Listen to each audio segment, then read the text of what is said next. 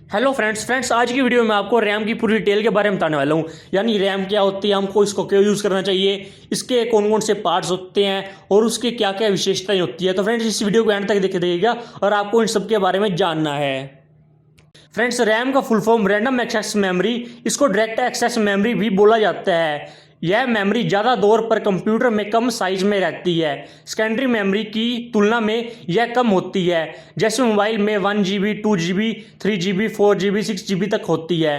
तो अगला सवाल आता है, रैम का काम क्या है। जब भी आप अपने मोबाइल को चलाते हो तो उसमें गेम खेलते हो, बहुत सारे एप्लीकेशन चलाते हो, एडिट वगैरह करते हो। इन सब के लिए मोबाइल को स्पेस चाहिए और ये स्पेस रैम ही से आता है। और एक आसान सा उदाहरण लेकर बताता हूँ आपको। जब आप क्रिकेट खेलते हो तो ये वह बाथरूम में जाकर तो नहीं खेलते, उसके लिए तो ज़्यादा जगह चाहिए, जैसे कि प्लेग्राउंड या फिर गली में। तो ऐसे ही आप जब भी मोबाइल में दिन भर कुछ भी काम करते हो, वह सब काम जिस मेमोरी में होता है वह रैम ही होता है। इसलिए बोलते हैं कि रैम ज़्यादा हुआ तो उतना ज़्यादा एप्लीकेशन अपने मोबाइल में एक साथ चला सकते हो। रैम क्या करता है, जब आप मूवी देखते हो या फिर गाना सुनते हो, यह गाने या मूवी मेमोरी कार्ड में रहते हैं। सीपीयू क्या करता है, मूवी को मेमोरी कार्ड से निकालता है और रैम में मूवी को प्ले करता है। जितना ज़्यादा वो एप्लीकेशन आप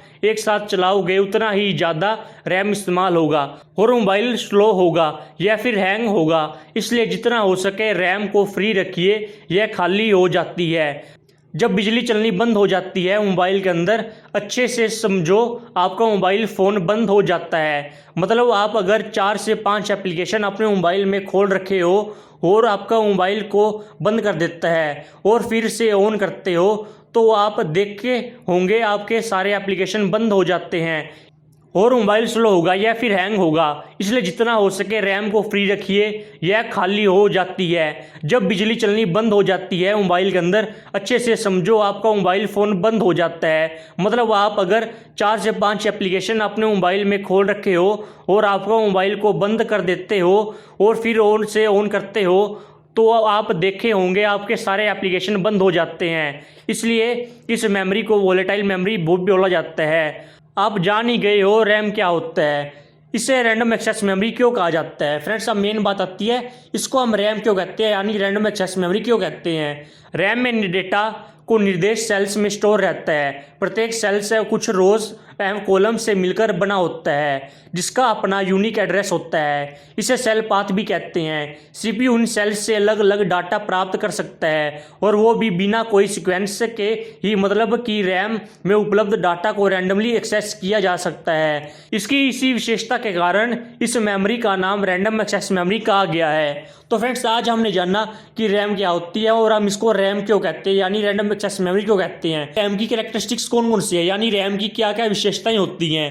फ्रेंड्स चलिए स्टार्ट करते हैं, बिना टाइम वेस्ट करें। फ्रेंड्स पहले नंबर पर आता है हमारा रैम वोलेटाइल मेमोरी होती है और यह ज़्यादा महंगी होती है दूसरे मेमोरी की तुलना में। इसकी कैपेसिटी कम होती है सेकेंडरी मेमोरी की तुलना में। स्पीड की बात की जाए तो यह सेकेंडरी मेमोरी से काफ़ी हद तक स्पीड होती है।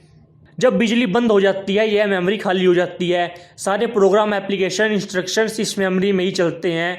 इस मेमोरी को सीपीयू इस्तेमाल करता है। इसको कंप्यूटर की वर्किंग मेमोरी भी बोला जाता है। रैम कितने प्रकार के होते हैं और क्या क्या होते हैं। वैसे तो 2 प्रकार के होते हैं। पहले नंबर पर आता है स्टैटिक रैम, सेकंड नंबर पर आती है डायनेमिक रैम। तो फ्रेंड्स सबसे पहले हम जानते हैं स्टैटिक रैम के बारे में।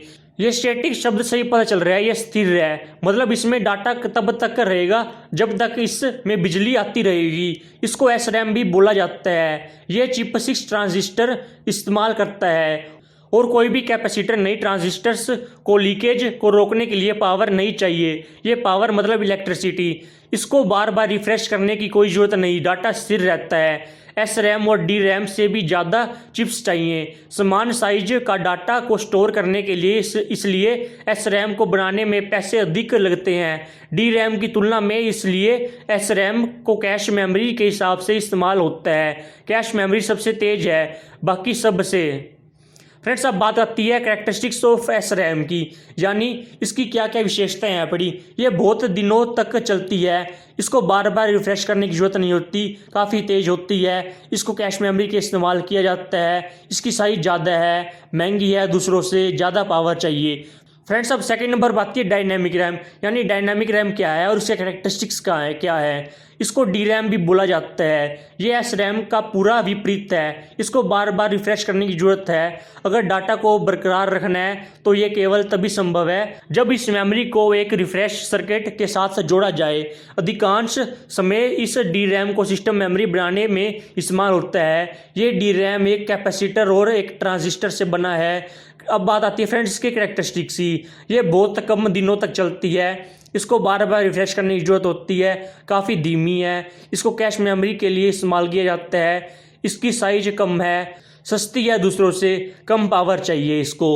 फ्रेंड्स अगर आपको मेरी आज की वीडियो पसंद आए तो मेरे इस चैनल को सब्सक्राइब जरूर करिएगा, क्योंकि फ्रेंड्स ऐसी वीडियोस मैं आपको लाता रहता हूँ। थैंक्स।